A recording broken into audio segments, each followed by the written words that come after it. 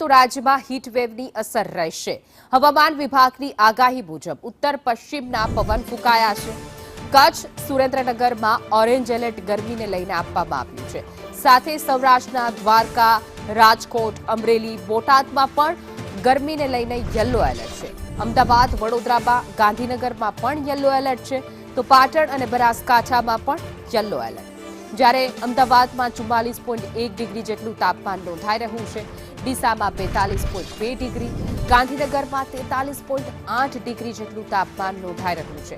વડોદરામાં 43.2 ડિગ્રી, કંડલામાં 43.1, જ્યારે અમરેલીમાં 43.5 ડિગ્રી જેટલું તાપમાન, જ્યારે ભાવનગરમાં 40.7 ડિગ્રી જેટલું તાપમાન, રાજકોટમાં 43.8 ડિગ્રી, સુરેન્દ્રનગરમાં 43.4 તો કેશોદમાં 40.1 ડિગ્રી જેટલું તાપમાન નોંધાયું.